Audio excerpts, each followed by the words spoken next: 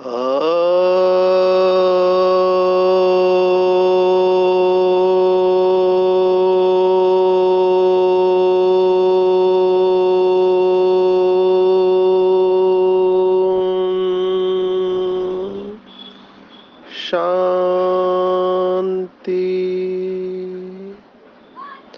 आज 1 जनवरी 2023 भारत में रविवार है। Today is 1 January 2022 and it's Sunday in Bharat. आज की मुरली का जादुई रहस्य स्वयं को प्रेरणा देने के लिए magical secrets of today's murli for motivating the self. आप सबको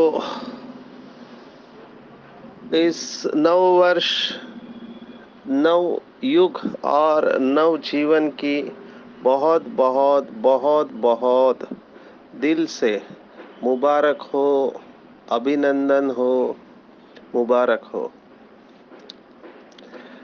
आज से नया वर्ष और वरदानी मास की शुरुआत है। हम सब इस पूरे मास में श्रेष्ठ लक्ष्य रखेंगे।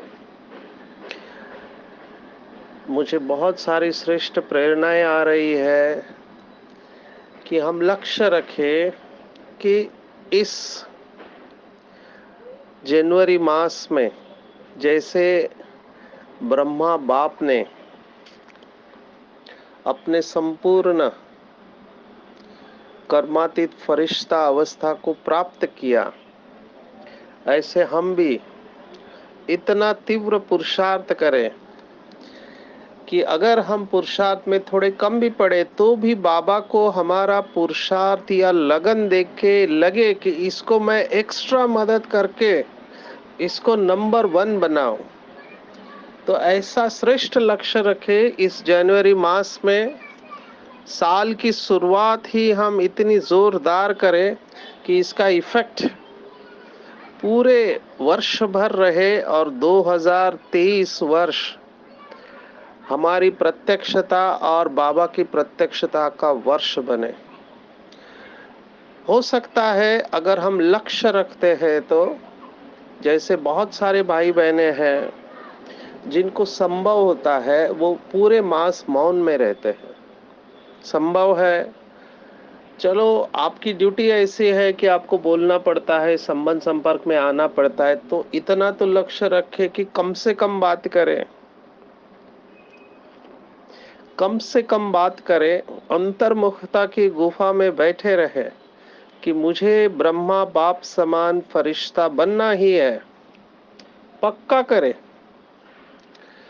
और यही आज की अव्यक्त मुरली है हमारे ग्रुप में, जहां पर एक तरफ गांव के भोले भाले भाई बहने हैं जो खेती करते हैं, भोले भाले माताएं हैं, और दूसरी तरफ हाईटेक साइंटिस्ट भी है जो रिसर्च करते हैं, पीएचडी करते हैं।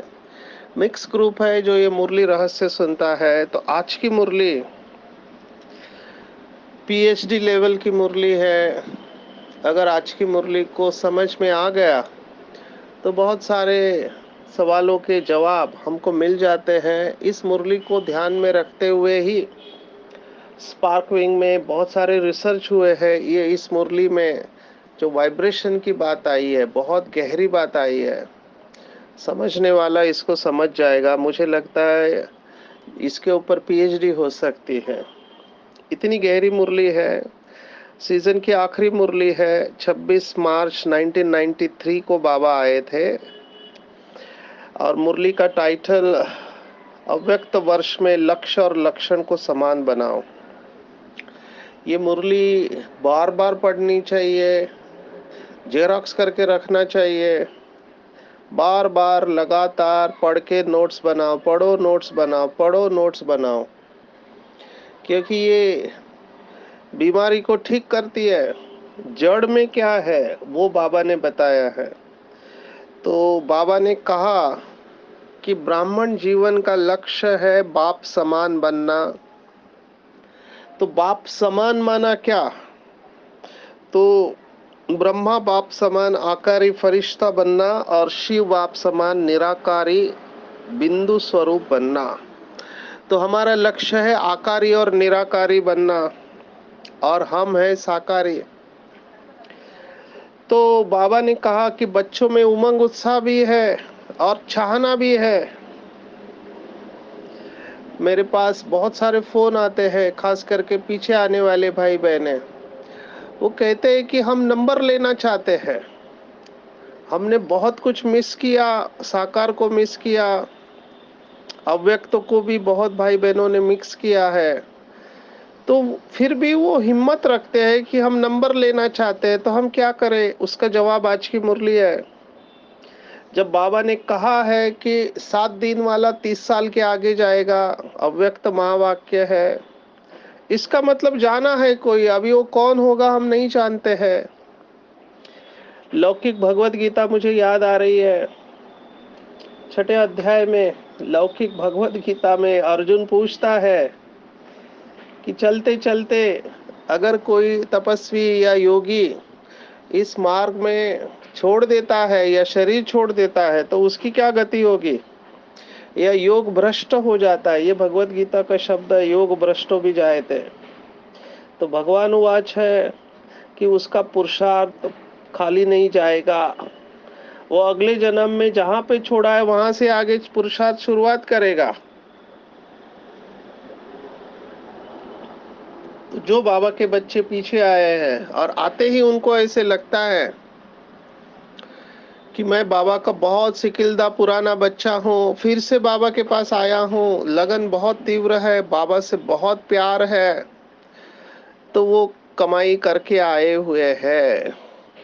उनको थोड़ा टच करने की देरी है, क्योंकि ज्ञान बिल्कुल स्पष्ट हो चुका है। अभी कौन कौन सी स्टेजेस है, अवस्थाएं, विधि क्या है, ये सब पता है अभी।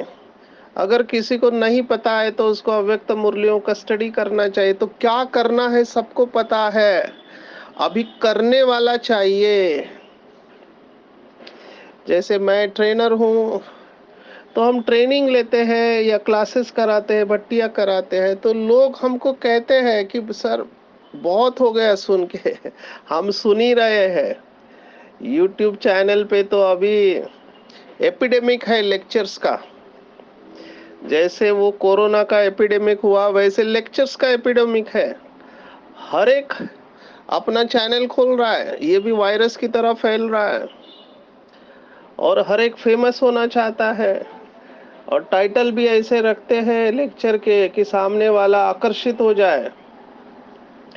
तो लोग कहते हैं कि बहुत सुन रहे हैं हम व्हाट्सएप पे। ये सबसे बड़ा गुरु इस समय का व्हाट्सएप गुरु है।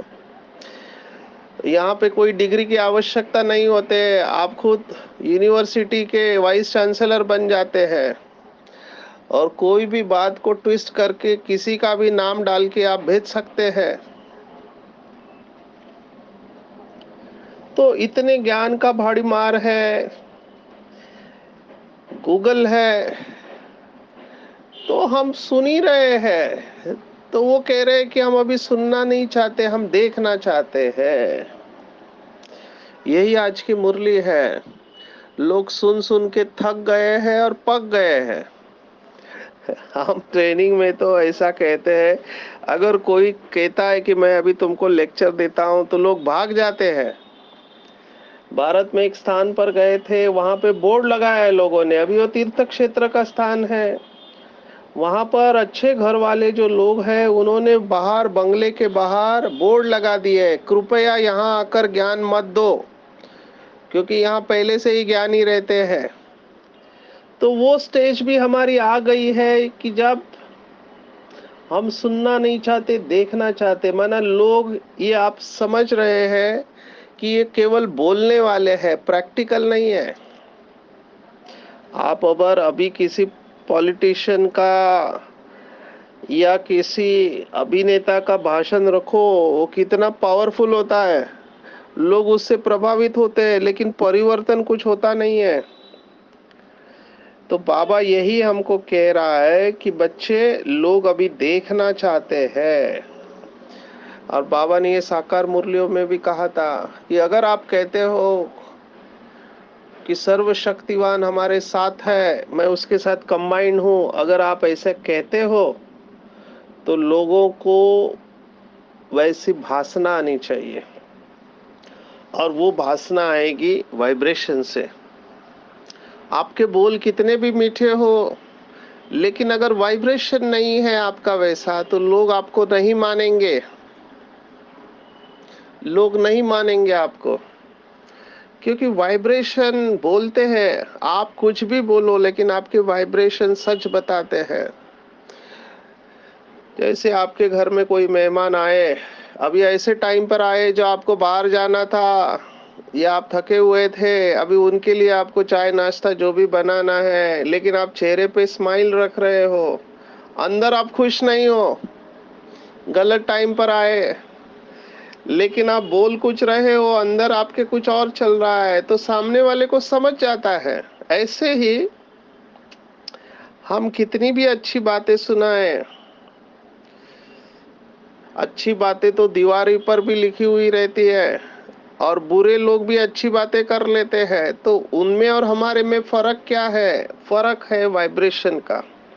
और आज बाबा ने उसी को अंडरलाइन कराया है कि जो बाबा चाहते हैं कि लक्ष्य बहुत श्रेष्ठ है, बच्चों का बाप समान बने, निराकारी में शिव बाप समान और आकारी में ब्रह्मा बाप समान। तो लक्ष्य अच्छा है, दृढ़ है, लेकिन कभी दृढ़ और कभी साधारण है। तो लक्ष्य और लक्षण में समानता नहीं आती है, और इसका कारण बाबा ने बताया। इसका कारण एक शब्द है, और वो है देह अभिमान। अभी देह अभिमान हमने बहुत बार सुना है, लेकिन आज बाबा ने उसकी डेप्थ बताई है, गहराई बताई। इसके ऊपर ही 1 घंटे की बात जा सकते हैं हम। तो देह अभिमान, दो शब्द होते, एक भान और एक अभिमान। भान माना मैं पुरुष हूँ, स्त्री हूँ, ये भान है आपका, आप कॉन्शियस है अपने प्रति। और देह अभिमान फिर सूक्ष्म होता है, एक मोटे रूप में होता है और एक सूक्ष्म होता है। बाबा सूक्ष्म की तरफ ध्यान खिंचवा रहे हैं। मोटे रूप का भी बाबा ने बताया कि मोटा देह अभिमान किसे कहेंगे। तो बाबा ने कहा जैसे अपने देह में या किसी और के देह में फंसे हुए हैं तो वो मोटा हो गए। तो मोटे को तो बहुत लोगों ने जीत लिया आज की, हालांकि कुछ लोग उसमें भी फंसे हुए हैं। अपनी सुंदरता का अभिमान होता है, अपने सुंदरता का और अपने कपड़ों का भी कई लोगों को अभिमान होता है। मैं आपको कितने अनुभव सुनाऊं। हमारी एक आत्मा है, बचपन से ज्ञान में है, शौक है नए नए कपड़े पहनने का और उसके साथ मेकअप भी करने का। तो एक बीके भाई बेचारा भोला भाला आया, तो उसको किसी ने परिचय करवाया कि ये बहन है, ये बीके है। उसको देख के वो प्रश्न में पड़ गया, क्योंकि उसकी बॉडी लैंग्वेज कुछ और थी। तो मुझे पूछा कि ये बीके कैसे हो सकती है। मैंने उनको कहा इनका कपड़े का दुकान है, आप उसमें क्यों जाते हो? वो उसकी चॉइस है, मेकअप करना या रोज नया ड्रेस। और आपकी बॉडी लैंग्वेज ये बताती है कि आप क्या चाहते हो। तो कई लोगों को अच्छा लगता है ये सब करना, दे आर वेटिंग। अंग्रेजी में हम कहते हैं अटेंशन सीकिंग पर्सनालिटी, दूसरों का ध्यान खिंचवाने की कोशिश। अभी ये करने की कोई जरूरत नहीं है, हमको कोई जरूरत नहीं है किसी का ध्यान अपने तरफ खिंचवाने की। विशेष बहनों को तो बहुत संभाल के रहना चाहिए, क्योंकि चारों तरफ निगेटिविटी है, फंस जाएंगे। तो ये भी एक मोटे रूप का बॉडी कॉन्शियसनेस है। कई लोगों को अपनी खूबसूरती का अभिमान होता है, किसी को कपड़े का। हमारे पास एक आत्मा है, वो कपड़े ऐसे पहनेगा कि वो स्त्री जो प्रेस करते हैं उसकी जो सिलवट है वो नहीं जानी चाहिए। वैसे बैठेगा भी वैसे, उठेगा भी वैसे। मुझे बहुत हंसने को आता है। इतना ही ध्यान अगर उसने आत्मा के ऊपर दिया होता तो उसकी अवस्था कितनी श्रेष्ठ होती। तो ऐसा नहीं कि कपड़े स्वच्छ पहनने चाहिए, ये सब बातें ठीक है, लेकिन उसके प्रति कॉन्शियस नहीं होना चाहिए। कॉन्शियस होना ही है तो soul conscious and God conscious बनो। यहाँ पर ही आता है सिंपलिसिटी। जो बाबा कहते आप वनवा में है, सिंपल रहो। और हमको कपड़े से या रूप से किसी को प्रभावित नहीं करना है। प्रभावित करने का थॉट ही नहीं होना चाहिए। एक्चुअली हमारी अवस्था ही बोलेगी। योगी आत्माएं हजारों में प्रत्यक्ष होगी, क्योंकि उनकी लाइट, उनका ऑरा उनको प्रत्यक्ष करेगा। ऐसे बाबा के बच्चे हैं, योगी है, उनके चेहरे से ही तेज दिखाई देता है।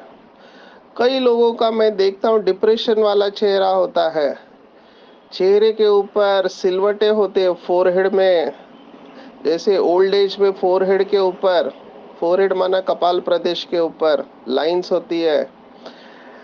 और कोई टेंशन वाला होता है, गुस्से वाला, तो वो दो भौए बोलती है, आईब्रोज बोलते हैं, उसके बीच में सिलवटें होती है। तो चेहरा भी हमारा बताता है हमारी अवस्था क्या है। एक विज्ञान है जिसका मैंने स्टडी किया कि चेहरे से आप पढ़ सकते हैं व्यक्ति क्या है वो। ये विद्या है, इसका वर्णन है। कान कैसे होते, नाक कैसे होते, आईब्रोज, आंख, इसमें जाना नहीं चाहिए, लेकिन मैं विद्या के बारे में बता रहा हूँ। एक विद्या है, चेहरे से आप पढ़ सकते हैं व्यक्ति का हेयर स्टाइल कैसा है उसके ऊपर से। लेकिन इन सब में योगी नहीं जाता है। जैसा है अपने को शरीर मिला हुआ है ड्रामा प्लान अनुसार, उसमें फंसना नहीं है, ना किसी और के रूप में फंसना है। तो मोटे रूप में तो मेजॉरिटी पास है। बात आती है सूक्ष्म, जो आज बाबा ने बताई है। सूक्ष्म क्या है, तो ये इसको समझना है कि मेरा संस्कार सबसे अच्छा है, मेरी बुद्धि विशेष है, मेरे अंदर ये गुण बहुत अच्छा है। I am a good administrator, मैं एक बहुत अच्छा कलाकार हूँ, मेरी बुद्धि राइट जजमेंट देती है, मेरे अंदर सहन शक्ति अच्छी है, या मेरे अंदर और कोई शक्ति अच्छी है। तो ये जो है, ये है सूक्ष्म अहंकार, नशा और रोग। बाबा ने इससे बचने को कहा है। तो बाबा ने कहा कि कोई भी अगर सूक्ष्म में अभिमान है तो न आकारी फरिश्ता न निराकारी बाप समान बन सकते हैं।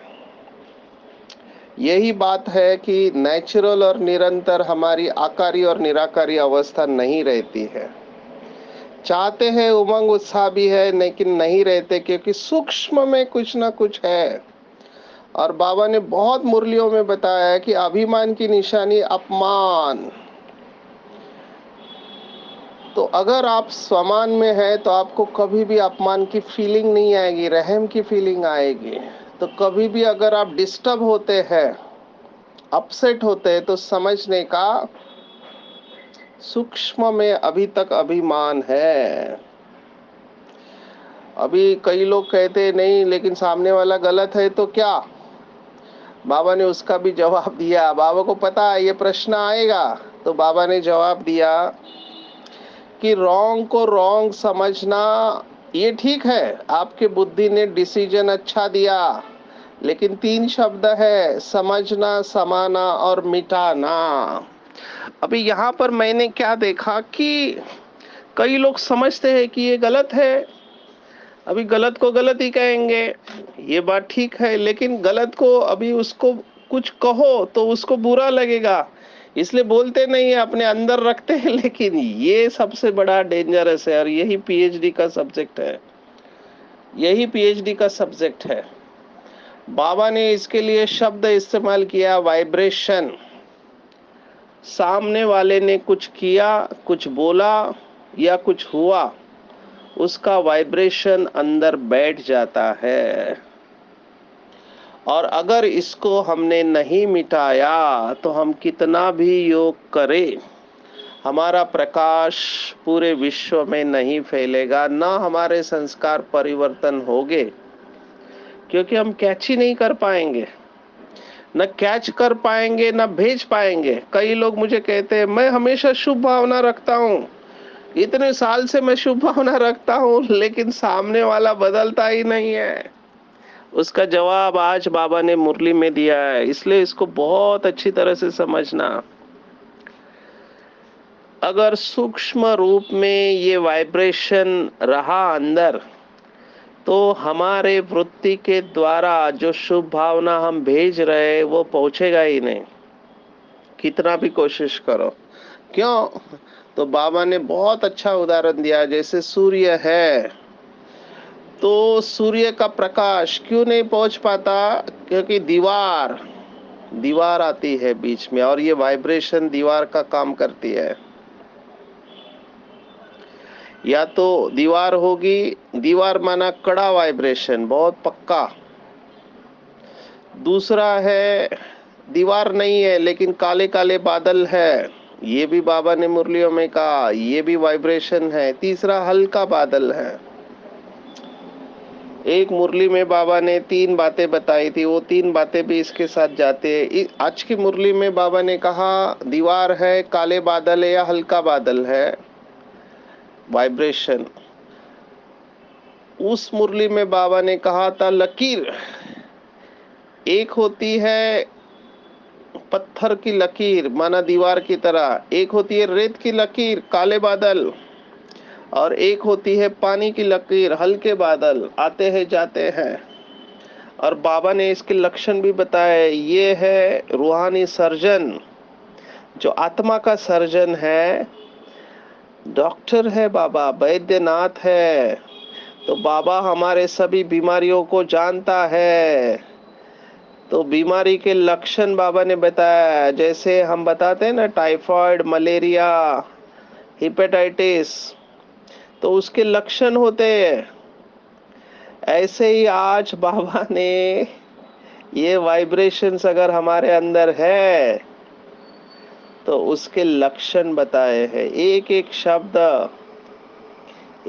शब्द हमको ध्यान में रखना चाहिए। अगर बिना किसी वजह के ये सब बातें हैं तो समझने का मेरे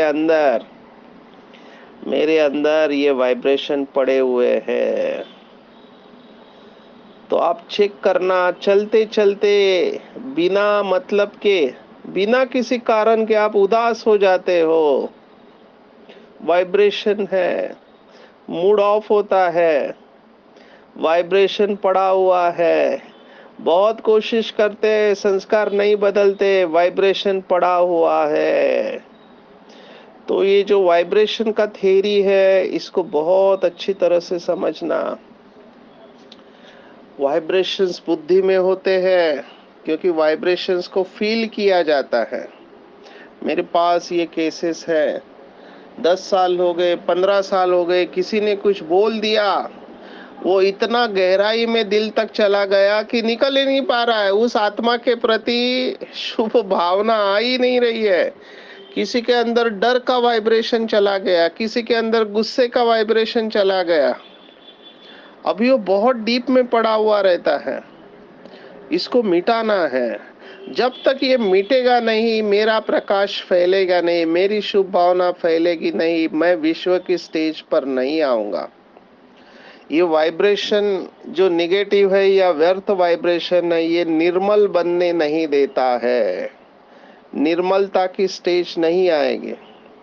बाबा ने इसको अलग अलग तरीके से मुरलियों में बताया है। बाबा ने कहा अच्छा किसी ने गलत किया, गलत बोला या व्यर्थ भी किया, समझो गलत नहीं किया लेकिन व्यर्थ किया और बोला, और आपने व्यर्थ को व्यर्थ समझाना, ये आपकी बुद्धि ने राइट डिसीजन दिया, इसमें आप पास हो। लेकिन उस व्यर्थ को या उस गलत को, निगेटिव को उस रूप में अपने बुद्धि में नहीं रखो, क्योंकि बुद्धि में वैसे रखा तो बुद्धि मैली हो जाएगी, चित्त पर दाग लग जाएगा।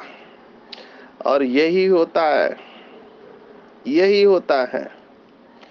कुछ दिन पहले हमने प्लास्टिक पेंट की बात की थी कि जिसके ऊपर कोई भी दाग नहीं लगता, उसको धो सकते हैं। तो हमको ऐसे प्रभाव मुक्त बनना चाहिए।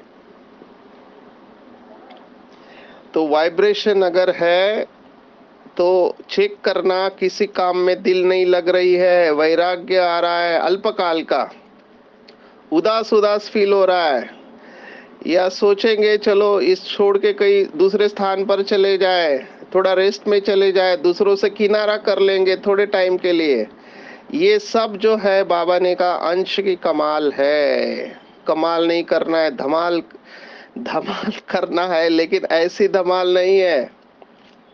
इसको पॉजिटिवली लेना है। बाबा चाहता है कि हमारे आत्मा के ऊपर छोटे से भी, सूक्ष्म से सूक्ष्म भी दाग नहीं रहे। तो इससे भी अपने को मुक्त करना है, और बाबा ने इसका सॉल्यूशन दिया है। सॉल्यूशन क्या है तो समझ जाओ तो इजी है, लेकिन वही अभ्यास की बात होती है। जब आप कहते हो कि हमको समझ में आ गया मैकेनिज्म, फिर होता क्यों नहीं? क्योंकि अभ्यास नहीं करते, या करते करते उदास होके थक के छोड़ देते हैं। तो पहली तो बात है समझना। समझने के बाद आप पुरुषार्थ करोगे, अभ्यास करोगे, और अभ्यास में आपको लगातार करते रहना चाहिए।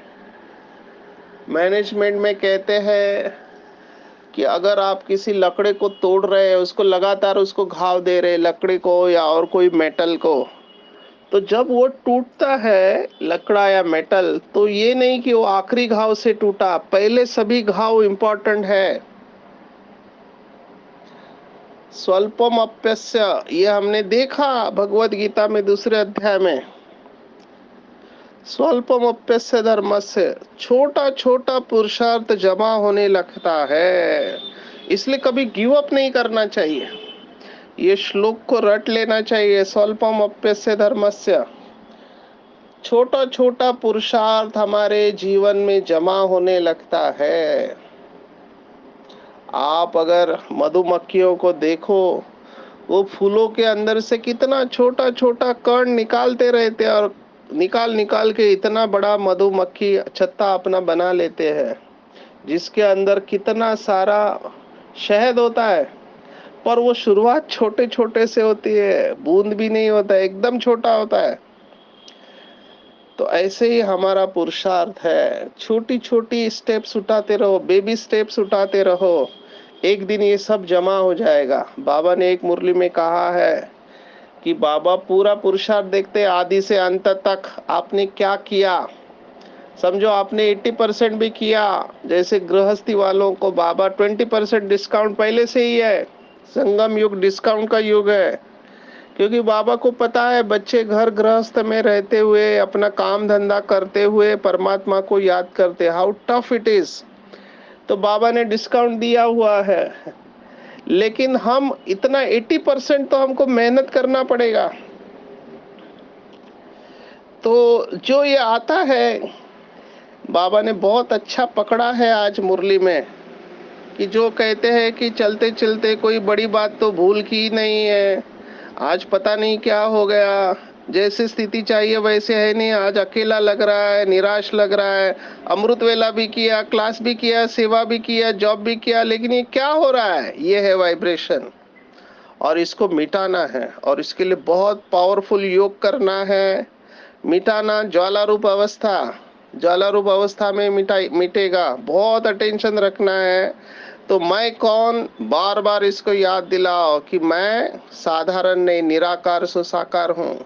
आत्मा न्यारी थी, न्यारी है, और सदा न्यारी बनी रहेगी। निराकार थी मैं, साकार का आधार लिया, वश नहीं हूँ।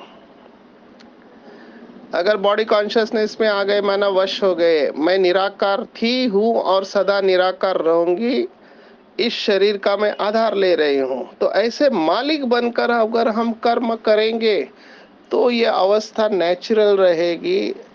निराकार अवस्था जितनी बढ़ती जाएगी, जितना हमारी वृत्ति, दृष्टि और कृति, शुरुआत वृत्ति से होती है, तो वृत्ति में ये निराकारी अवस्था आ जाएगी, तो दृष्टि और कृति ऑटोमेटिकली श्रेष्ठ हो जाएगी, और हम इच्छा मात्रम अविद्या स्थिति में पहुंच जाएंगे। क्योंकि निराकारी से कनेक्शन अच्छा होता है। बाबा से कनेक्शन अच्छा हुआ तो प्राप्तियां ही प्राप्तियां है। जहाँ सर्व प्राप्तियां है वहाँ संतुष्टता है, और जहाँ संतुष्टता है वहाँ सर्व गुण सर्व शक्तियां है। ऑटोमेटिकली इच्छा मात्रम अविद्या होगी, संस्कार इजी हो जाएंगे, और किसी भी परिस्थिति में स्वयं को मोल्ड कर लेंगे। तो आज पूरा दिन अटेंशन रखना कि मेरे अंदर कोई सूक्ष्म में देह अभिमान तो नहीं है। बार बार अपने ओरिजिनल स्वरूप का अभ्यास करेंगे। मैं निराकार सो साकार हूँ, मैं निराकार सो साकार निर्माणता द्वारा महानता की प्राप्ति का अनुभव करने वाली महान निराकारी और आकारी स्थिति को नेचुरल और नेचर बनाने वाली श्रेष्ठ आत्मा हूँ। अच्छा, ओम शांति।